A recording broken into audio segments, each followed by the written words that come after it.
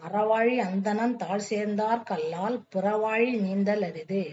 அறவாழி அந்தணன், அந்தணங்கிறது இறைவன், ஆழிங்கிறது கடல். கடல் நீரால் நிரம்பி இருக்கக்கூடிய பறந்து விரிந்த கடலானது அறம்ங்கிறது அறம் பொருள் இன்பங்கிற மூன்றது. அறம்ங்கிறது இறைவனுடைய வடிவம். கடல் போல் விரிந்த அறங்களை தனக்கு வடிவாக கொண்ட இறைவன். தாழ்ங்கிறது திருவடி, இறைவனுடைய திருவடி. சேர்ந்தாருங்கிறது நினைத்தல், இறைவனை மனதார் இடைவிடாது நினைத்தல். அல்லால் புறவாழி நீந்தல் எருது. அறம்ங்கிறது இறைவனுடைய வடிவமா இருக்குது. புறங்கிறது பொருளும் இன்பமாகிய புறவிக்கடல். நீந்தல் அரிது. அறக்கடலாகிய இறைவனுடைய மனதால் இடைவிடாது நினைக்காவிட்டால், அல்லாங்கிறது நினைக்காவிட்டால் புறவிக்கடலாகிய பொருளையும் இன்பத்தையும் அனுபவிக்க முடியாது. வாழ்க்கையில பொருளும் இன்பம் இல்லாம இருந்தா வாழ முடியுமா? வாழ முடியாது. மனசுக்குள்ள எப்பவும் துக்கமும் சோதனையும் வேதனையும் இருந்தா மனுஷனுக்கு நிம்மதியா சந்தோஷமா வாழ முடியாது. அப்படி வாழ்க்கை வாழணும்னா அறக்கடவுளாகிய இறைவனை மனதால் நினைக்கும் போதுதான் பொருளையும் இன்பத்தையும் அனுபவிக்க முடியும். அறக்கடவுளாகிய இறைவனை நினைக்கும் போது எண்ணம் தூய்மையா இருக்கும், வார்த்தைகள் உண்மையா இருக்கும், பிறருக்கு உதவி செய்வாங்க, அன்பா பேசுவாங்க.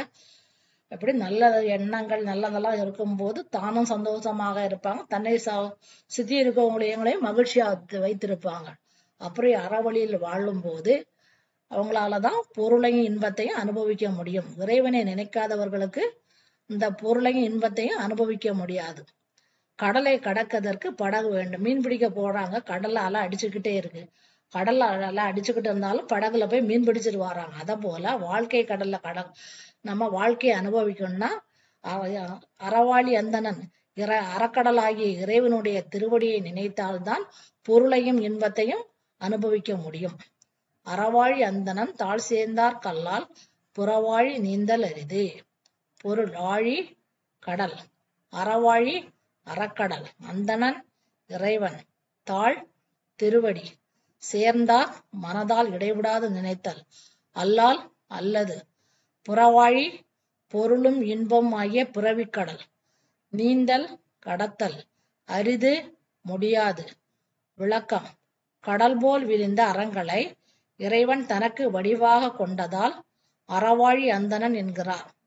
அறக்கடலாகிய இறைவனின் திருவடியை மனதால் நினைக்காதவர்க்கு பொருளையும் இன்பத்தையும் அனுபவிக்க முடியாது. கடலை கடக்க படகு வேண்டும். படகு இல்லாமல் கடலில் நீந்த முடியாது. அதுபோல அறக்கடவுளாகிய இறைவன் திருவடியை பற்றினால்தான் பொருளையும் இன்பத்தையும் அனுபவிக்க முடியும்.